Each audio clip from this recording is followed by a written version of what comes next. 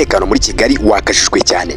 Imihanda imwe n'imwe yamaze gufungwa kugira ngo ibikomerezwa byo muri Afurika ndetse no ku isi hose muri rusange bize kubona aho bica kandi bihacana umucyo, nta kavuyo nta muvundo. Ikirere cy'u Rwanda by'umwihariko Kanombe huzuye indege mu kirere. Reka hasi hose nakubwira imodoka z'akataraboneka ziri kugendagenda muri iyo mihanda, imodoka zuzuyemo abantu bakomeye. Biteganyijwe ko abakomeye n'abaperezida barenga 22 bose bari buze kwitabira uyu muhango wo kurahira kwa Perezida wa Repubulika y'u Rwanda Paul Kagame. Gusa muri abo bari buze, u Rwanda ntabwo rwiteguyemo Perezida w'u Burundi cyangwa Perezida wa Kongo. Reka nta n'intumwa yabo n'imwe u Rwanda rwiteguye, ntabwo bashobora kuhaza.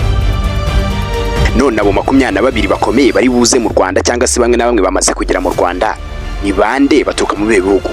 Reka tubanyuremo. Teganijwe ko uwo bita Antrila Joelina uyobora Madagascar agomba kuba hari. Ntago Perezida wa Uganda Museveni ari bubashe kuboneka ngahagere, ariko uwarohereza umuhungu we bita Muhoozi, General Muhoozi Rugaba araba hari cyane. So gusa kandi kuko n'uwo bita Niwaveri uyobora ibirwa bya Seychelles, uyu nguyu nawe araba hari. Rundura buhari utari buturuke kure cyane, uraturuka hano hirya Kenya, yitwa Dr. William Ruto. Ntago twarenze ingohi kandi uyu bita Joao Lourenço wo mu gihugu cya Angola nawe arahabaye cyane. Hari undi mu perezida urabuhabaye bamwita Denis Sassou Nguesso wa Brazzaville, uyu nguyu nawe arabahari mu kanya gato. Hari undi kandi bita General Mamadou Bongwaya, uyu nguyu ni wa Guinea Conakry, nawe arabahari. Hari inshuti magara ya Perezida wa Repubulika y'u Rwanda Paul Kagame bamwita Faustin Archange Touadéra, uyu nguyu ni wa Centrafrica, ntago yahabura nawe arabahari. Tukivuga ku nshuti za Perezida wa Repubulika y'u Rwanda Paul Kagame kandi ntago twakibagirwa uwo bita Filipe Nyusi, Perezida wa Mozambique, uyu nguyu nawe mu kanya gato arabahari. Ntago kandi amaso yacu kuri urutonde ashobora gutaruka uwo bita Asake, ni Perezida wa Ethiopia, uyu nguyu nawe arabahari. Ntago bose kandi bashobora kuza ngo maze Perezida w'igihugu cy'Uburasirazuba bw'u Rwanda Samia Suluhu Tanzania nawe aburi, Madame Samia Suluhu nawe arabahari. Hari Perezida bita Ismail wo mu gihugu cya Egypt, uyu nguyu nawe arahabaye. Hari kandi umugabo bita Hassan wa Somalia, nawe ni Perezida arabahari cyane muri uyu muhango. Hari Perezida abantu benshi bazi cyane bamwita Salva Kiir, ni Perezida wa Sudani y'Epfo, uyu nguyu nawe ngo ntashobora kubura.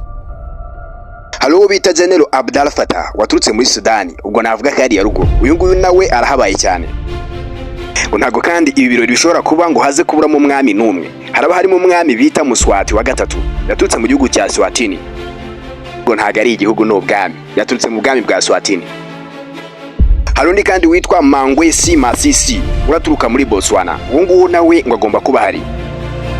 Hagomba kuba kandi hari n'undi bita Hichilema uraturuka muri Zambia, nawe ngo ntago ashobora kuba yabura i Lusaka hariya muri Zambia.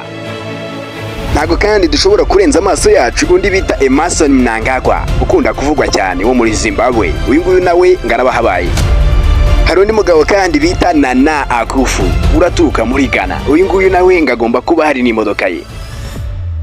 Hari uwitwa kandi Mala Sisoko uraturuka muri Guinea Bissau, uyu nguyu nawe ngo ntagomba kubura. Dusoza kandi dushobora gusoreza kuri uyu nguyu uraturuka muri Togo bamwita Flore Songima, nawe ngo agomba kuba ari hano mu gihugu cy'u Rwanda.